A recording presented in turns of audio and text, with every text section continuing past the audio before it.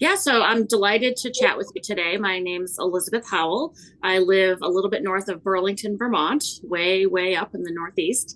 I have two adult children now, Samantha, who is 27, and Ethan, who is 24. And one still is and one was a NCAA Division One athlete in college, which was a pleasant surprise. It wasn't something that we anticipated, but given our lifestyle, it's probably not that surprising that it turned out that way, but certainly a journey that we have enjoyed as a family. And, we feel very fortunate to be on the path.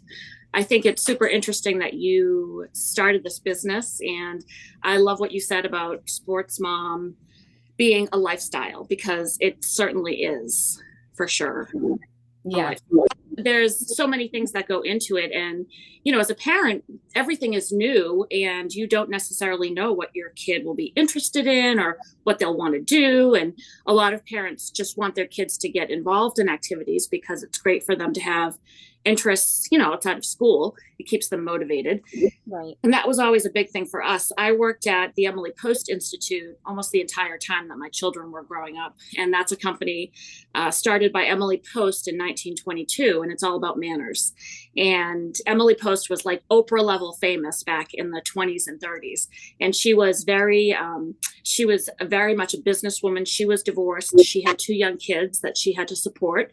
And she had seen some of the other etiquette books that were around, and she was angry. They made her very angry. And her editor was the editor-in-chief at Vanity Fair, Frank Crownshield. And he did that intentionally because he knew it would fire her up. And she felt like etiquette brings people together. Good manners brings people together. And I loved that mission. So I could really embrace that in my work. And I found it to be super important too with kids because, etiquette is about three things: honesty, respect, and consideration. And then the individual manners that we use are the tools that you use to express those principles. So it was very helpful to me during that time that I could go into work and, ask questions to the posts if I was having challenges with the kids. But, even with sports, and for moms in particular, because sometimes it's often moms, but dads too, it can be a little bit awkward and you don't necessarily know, how to introduce yourself to people, and making small talk on the sidelines, that can get tough. And so I've always tried to be conscientious of that. And I'm a little bit of an introvert. So I do try to go out of my comfort zone a little bit and make sure that other moms, that people say hello to them and they feel included. Because I did not grow up doing team sports. So team sports were a whole new world to me. Same. Was it like that for you? Same. Yeah. I did some rec things when I was smaller. Right. But a whole new world for me. Yeah.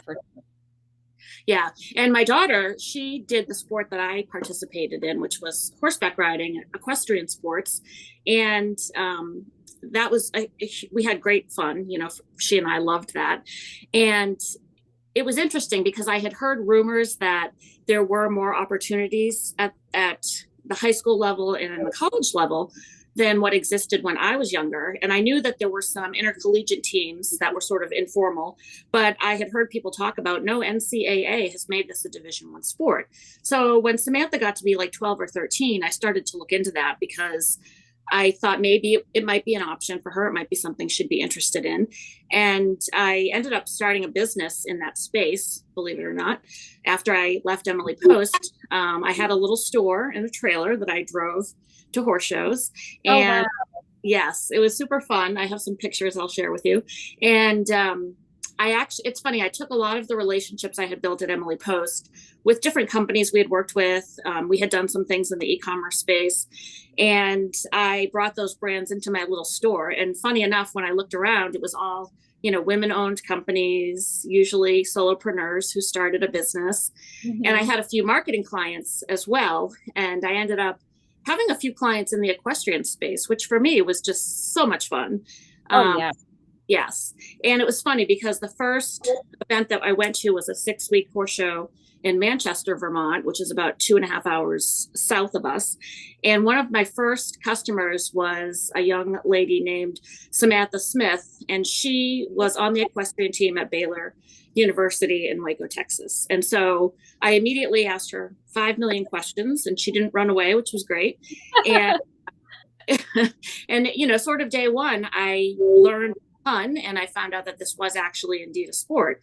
And so as Samantha progressed and went through high school, we looked at, is this something she might be interested in? And it turned out she was. And I got some really great advice from another client who was an equestrian business owner. She had developed products that go on horses and people that are made from ceramic fabric.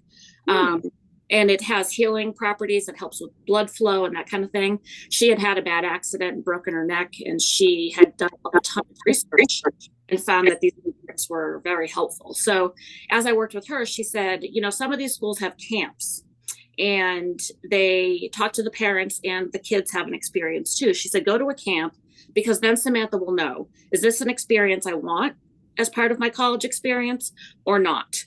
And that was great advice. And so we went to an event at Auburn University down in Alabama, and we had lived in Atlanta before, so we knew a little bit about the area. And that was 3 days where it felt like a fire hose of information, but we learned so much. And Samantha rode with the team for 2.5 days. We did workshops.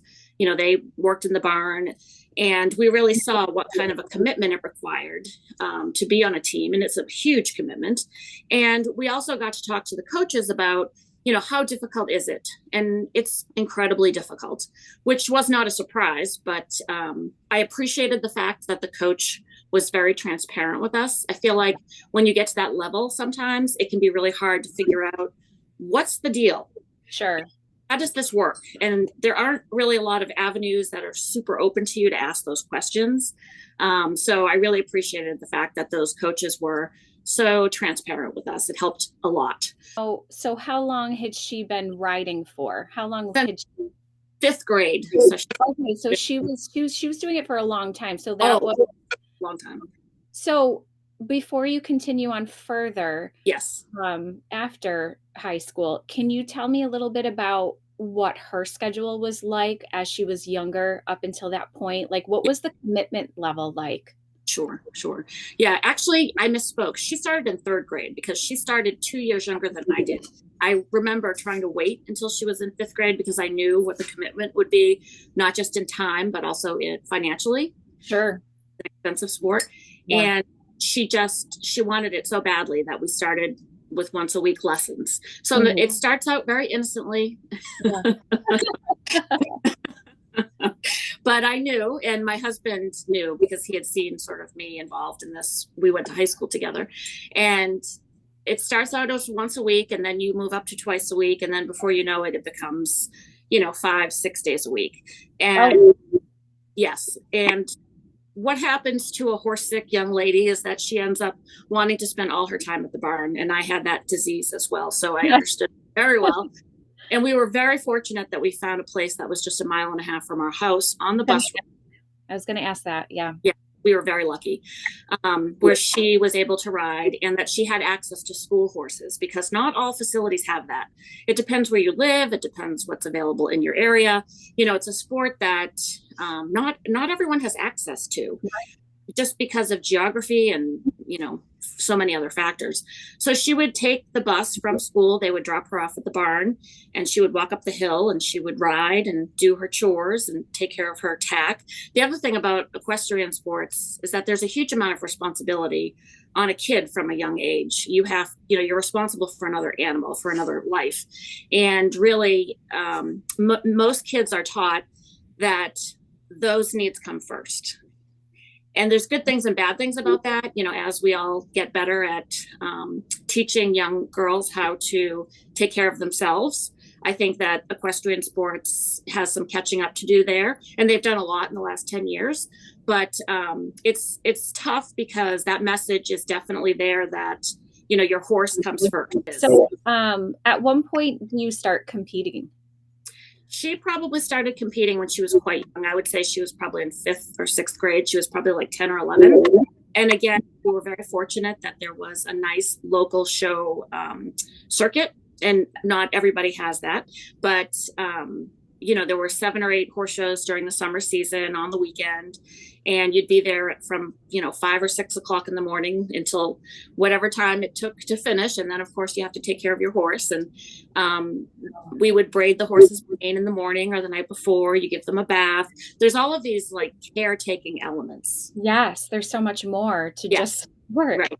And then during this whole time, of course, my son Ethan had his sports going on as well. And he was a voracious sports fan from practically from birth. And my husband was a local youth lacrosse coach, and that had been his passion sport.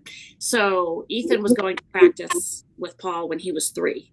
And Paul had grown the program to the point where they had a 1st and 2nd grade team. They had a 3rd and 4th grade team, a 5th and 6th grade team, and then a sort of a JV team that fed to the high school program. And Ethan would stay for all the practices once he got to a certain age. And he loved it. He had no fear at all, which I eventually realized was probably not good.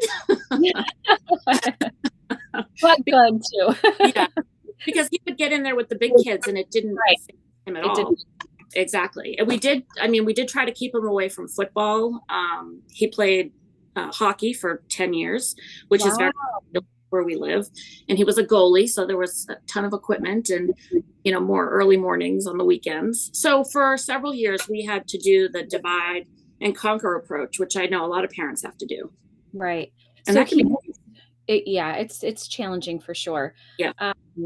So he did hockey and lacrosse. Did those two, how was he able to do both? Yes. Hockey was a winter sport here. So it would start, in like November, and he would be done just around the time. There would be a week, maybe 10 days off, and then the season would start. Okay, so then that's good. They didn't conflict at all, but he was going, practically. And Paul was going every day too for his practices since he was the coach.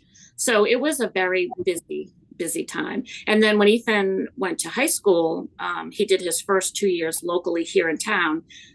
He actually switched over to basketball. He made a choice to do basketball, and he was a freshman and maybe a week into school, and the football coach came looking for him. I was nervous. And the coach said, "Oh, don't worry. We're just going to have him practice JV. It's not a big deal." And within 2 weeks, he was starting varsity. So, and he loved it, which I wasn't surprised. The Friday Night Lights situation, he loved that. And thank goodness he didn't. I love football, but obviously it can be very dangerous. And we knew that lacrosse was his, passion sport. Mm-hmm. So we wanted to make sure that he stayed healthy for lacrosse. As many parents do try to play that game, and you try to decide, is it better for them to play soccer all year? Should they play on a winter soccer team and do camps, or should they play multiple sports? And we really wanted our kids to be exposed to multiple sports. Mm-hmm. Samantha, as a youth, played soccer. She did lacrosse for several seasons with a girls team. But once they find that one true love, and it's great too, because it gives you a way to sort of not use it as a weapon, but to encourage them that if they do well in school and they keep up with their schoolwork, this is a reward. Like if we go to a travel game, or if we go to an away horse show, that was always a big deal. And those are things that you earn by, keeping up with your schoolwork and trying hard in school. And we both, my husband and I both, felt very fortunate that because they had these passions, the school part was not usually an issue, because they knew that they had to take care of their schoolwork in order to stay, ready to play sports. Because it's a tough lifestyle. It's a hard schedule. Time in the evenings. Yes. Once school gets out, there's a very short window to do homework and dinner and practice and anything else that may come up. So, and I would say that some of the toughest days, in our marriage, we've been married 28 years, I think. And those were tough years. When Paul started coaching when Samantha was in kindergarten. And I will honestly say that there were times when I felt a lot of resentment, because I would have both the kids by myself. I worked full time. He worked full time. But I tried to remember that this was his outlet. This was his fun thing. And he had very little of that. So I tried to keep that in mind. And also, we live in a community where there are not a ton of dads. necessarily and that are involved. And these kids, you know, in the beginning, there were 20 of them. He moved up to the high school program. It was a program, the youth program had 120 kids in it. And he was a strong role model for a lot of those boys. And to us, to both of us, that was important. So that was another thing that I tried to remind myself, you know, when I was doing both baths and dinner and everything by myself. And then, as you referred to, Danielle, when Ethan got to be 3 or 4, he wanted to go to practice. So then Ethan would go with him, and then that was much easier. And he would come home tired, which is the other great thing that we love about sports. Yeah. Right? But it was hard because Ethan, from quite a young age, was on a select team, or he was on this team or a travel team. And so they traveled, and Samantha, we traveled for horse shows. So I would have preferred that we all stayed together and that Samantha got to go to his events and Ethan got to go to Samantha's horse shows. And he certainly went to his fair number of horse shows, probably more so than what Samantha went to his games. But it was hard. It's really hard. And I think you have to commit to some kind of calendar system. That makes a big difference. And you have to communicate, because otherwise, you know, the resentment can build, the little things can become much bigger. And you're also both trying to work in many cases, whether you're just managing the household, which is a huge job, you know, or you're leaving the house to go to work every day. There's a lot going on in those years. Yeah. And I think they are really tough for parents. But, you know, if you can try to keep communicating, keep a calendar that keeps you somewhat on track. And sometimes we would just have to say, like, what's the next 2 days? What do we have for the next 2 days? Because that's all we could handle at that. And my mother-in-law, who I love dearly and have a good relationship with, she would always say, well, when's the game in 2 weeks? And Paul would always say, Ma, I don't know. And I'm not going to think about it until that week. That's where I am at for sure. It's one day at a time, 1 week at a time. Exactly. Yeah. And we, you know, infancy was rough for us. And sometimes we took it 1 hour at a time. So we're very much on that page. Can you talk to me a little bit about moments of adversity that your children faced? Oh, sure. Times that they have gone through. And as a mom, how were you there for them? How did you help get them through it? Oh, yeah, that's going to happen, right? I mean, we know that our children are going to face adversity. As much as we don't want that to happen and we try to protect them from it, it's coming. And we always tried to talk a little bit proactively about it, especially with the horses, because with horses, it's not just you, it's the horse. Your horse could get injured. You know, we've had horrible situations where we've had animals pass away, and that's incredibly traumatic for a young person to deal with. It's incredibly traumatic for adults. We had a few situations, one with Samantha, where she developed acute appendicitis, and it was in the late winter. It took me a while to figure out what was going on.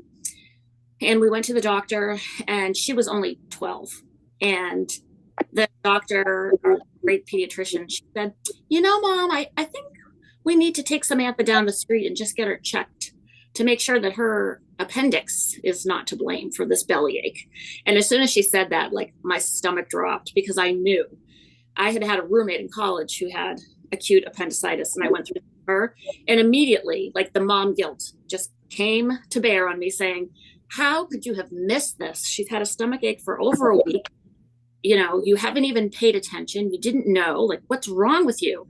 And I was devastated. And Ethan was with us, of course. So we get in the car, and I really appreciated the pediatrician. She was trying to be very calm and make things okay. And Ethan, in the car ride the whole way there, was just like, what's wrong with Samantha? Why do we have to go to the hospital? Is she going to die? And I was just like, oh my gosh, Ethan, please, just let's relax. This is happening to Samantha, not to you. So let's just stay calm. So we get to the hospital, and poor Samantha has to have her appendix out. And in my head, all I'm thinking is, it's like 3 weeks till the first horse show of the season, and I know she's going to miss it. There's no way she's going to be good enough to ride, you know, healthy enough. And it is kind of a funny story about Ethan. What we did is, I called a friend of mine whose son is on the lacrosse team at St. Michael's College, which is located just a few miles down the road from where we live. And again, this was a young man who played for Paul when he was, 8, and Paul coached him all through high school. And so Seth came and got Ethan at the hospital and brought him to St. Mike's practice. So Ethan got to go to the college practice while Samantha was in the hospital. And then Paul came and met us there. And I had to tell her, the first thing she asked once they said, you're going to have an operation, and I explained everything to her. She looked at me and she said, am I still going to be able to go to Woodstock, which is the first horse show? I said, honey, I don't think so. And she just cried and cried and cried. Oh, it was awful. It was awful. Devastating for her. Yeah. Yes. And I was supposed to travel the next week for work. So I was trying to figure that out. And it was just one of those moments where it's just, you don't know what to do. And I was so fortunate. I mentioned before how great my bosses were. And I called my boss, Peter Post, and I told him what was happening. And he knew I had this trip. And he said, you need to be with your daughter right now. He said, I'll go to Michigan. Don't worry about it. You stay there and do what you need to do for Samantha. And I have to say, in that moment, I needed someone else to make that decision for me. Yeah. And I'm just so grateful that he pointed me in the right direction, because I just didn't know what to do. I was so shocked and so nervous and so scared that I couldn't, sometimes you just spiral and you can't figure out what to do. And they dealt with it. And, I had my computer at home and we do what we need to do. But I was able to mentally at that point shut that part of my brain down and say, okay, I'm focused on Samantha. And, I stayed in the hospital with her. She had a lot of pain. We had to navigate that whole thing of how do you manage pain in a 12-year-old. And, when we came home, she couldn't really take a shower without assistance. And for someone who's 12, they don't want their mom helping them in the shower. And, it was a tough time. And I do remember, though, that was when Harry and Meghan got married, the royal couple. So we watched that together, and she had no idea what that was or why it was important. And, so there were some times from that I do remember really fondly that were the time that we spent together. Thing with injuries, they happen, and what I always try to remind parents and kids, I found this to be super important because I experienced this once when I had emergency gallbladder surgery when I was probably 35. And when you are an athlete and you exercise every day, your body gets used to a certain level of endorphins. Even in our kids who are, 8, 9, 10, 12, 14 years old, but especially in the teenagers. And when they stop getting that, so they're losing their endorphins, they're not in their team environment anymore. They're used to being around their friends and their team. And now they're alone at home, usually, around family, but they don't have that interaction and they don't have those endorphins. They get depressed really easily. It's a biological response to the trauma in the body, to the loss of endorphins and the, taking away that team element. So I always tell parents and kids, make sure you're aware of that, because you may find that in addition to dealing with an injury, you also have to treat depression. And it's going to be temporary, thank goodness, but you may need assistance, whether from your doctor or from, a mental health provider, maybe even medication for a short term, but to be aware of that, because that can really turn quickly. And if you don't think about it ahead of time, sometimes it can catch you by surprise. And sometimes it's helpful too, just to even, mental health is so important in our culture. And we've done such a good job the last several years of putting it on the table and talking about it. And we've got great examples now, thanks to brave people like Simone Biles and Michael Phelps. And so if an opportunity to talk about it, I feel like let's talk about it. And if a kid is injured, that's the perfect opportunity. Not that there's anything good that comes from that. But I mean, for example, I was in Dick's right before Christmas, and I ran into a family that the kid had an injury, and I asked them a few questions because, again, I know it affects the whole family when someone's injured. And I brought it up, and the mom just looked at me and she said, I think he is a little bit depressed. And I said, well, think about it. You take away those endorphins, you take away their social support. Is it really a surprise? And she was very grateful I mentioned it. And, I think people they just don't think of it because there's so many other things going on. And you're so worried about, your kid is disappointed. That they're in pain. That they're injured. That's a lot. One piece of advice for a new sports mom entering this lifestyle, what would it be? Hang on. You don't know where it's going to go. And try to just stay with your kid. Don't look too far ahead. Try not to have those fantasies of my kid's going to play in the NFL or my kid's going to be, playing in the NHL, because all parents do it, whether they want to admit it or not. And that's a lot for a kid to take on. So just try to enjoy where they are. If you feel like it's going to start to become a bigger thing in their life, start to plan a little bit financially. Start to think about how that time factor would impact your family, and start to think about, if it does get bigger, is that a journey that you're willing to take as a family? Because not everybody is, honestly. And I mean, for us, it took over our family for sure. And for us, that was a positive. But, our house needs windows and doors and carpet and flooring, and we need a new kitchen. And that's because for a long time, we focused on what the kids were doing. And that was our choice. And do you have any regrets with None. No. I feel the same way. Yeah. I mean, we talk about it all the time. Oh, yeah. Sometimes we have those check-ins, my husband and I, because we're very family oriented. We like to do everything as a family, with my parents, with his parents, with sibling. And so, there's a lot of times where we have to say no. Yes. We're missing some things, and we have to sit back and we're like, okay, we have 3 in club. Is this the journey and path we want to continue to go down? Like, is this going to be our life? Because they are still young. We have 7 to 11. And we always come back to the benefits outweigh anything else at this point. Even as a child, those principles that we want our kids to have, like respect and honesty and empathy, those are things you have to practice. And sports gives you the opportunity to do that in a whole different way. And, let's face it, like when these kids graduate from college, they're going to have to go to work. Or if they, when they graduate from high school, whatever they decide to do, life is hard and life is about work. And my daughter in particularly, she's now 27. So she's, 4 years or so, 5 years removed from her D1 experience. And she went back and she realizes she worked really, really hard. She got up every day at 4:30 when she was in college. That is not what I did in college. And she gave up a lot.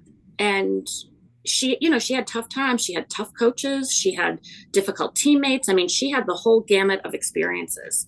And it's a hard path, but it's provided a lot of benefits. And we were not people who could have afforded the colleges that our kids went to. And sports created that path for them. And that's huge. That's a huge thing. Right. Which I think is an important topic to talk about too. Definitely. Because like you said, not everybody's going to go professional. Right. The likelihood of even going D1, I mean, the odds are slim. Yes. So the fact that your children were able to, and you had some help in doing so because of that, I mean, that's phenomenal. Yes. Yeah. But it's definitely a choice. I mean, a lot of kids will look at what that experience really looks like, which is a good reason to go to camps, and it's a good reason to go to prospect days. And if you do get invitations to go on what's called a hosted visit, go do those things, because it allows a kid to really see, hey, these guys down the hall stayed up all night and they were having fun. These guys went to bed at 8:30 and had to get up at 4. Is that really what I want to do in college? Because that's an important thing to ask, because it is a huge commitment, and there is no guaranteed spot. You're not going to get a certain number of playing minutes. It's tough. I mean, my son's a senior, and he has a core group of 7 other young men that he started who are at the same age, started the academy at the same time. They've been through the whole experience together, all on the team. And this weekend, the team is flying to a game, I think at Syracuse, and Ethan's not going. The seniors are staying home. They're taking the freshmen. Does that decision make me happy? No, it does not. Can I do anything about it? No, I cannot. And Ethan's disappointed, but that's what happens. And he still has to go to practice every day. He still has to give 110% for his team. And he's okay with that. He was depressed for like a day, and then he turned it right around and said, oh, it's so good because I can get this done and I can get that done. And, it gives him a little bit of space. But it is like this. When you're a D1 athlete, it's highs and lows, and it's an intense experience, and it's not for everybody, for sure. I also, Danielle, think what you're doing is just amazing and super important because this is a topic that there is not a lot of content around. I have thought many times about different things to try to contribute, and I think what you're doing is super important, and there's an audience for it. Sure. Yeah. When Samantha got to Baylor, I happened to somehow meet with the like board of directors. They had no sponsorship program, they had no underwriting, and at that point they were still in a category of NCAA that isn't like permanent. And you have like a certain amount of time to get to what they call championship status. And when you get to that status, you get a lot more funding. And they weren't quite there. So I said, well, what are you guys doing for fundraising? And they didn't really have much. So I helped them put together like a whole deck on sponsorships. I took the president to the equestrian trade show because there's really only one big one in the industry. I introduced him to all of the CEOs of all the different companies. And that created just sort of that waterfall effect of allowing them to get a whole bunch of funding to make sure that that sport is secure and cemented for the future. Wow, they were very fortunate to have you.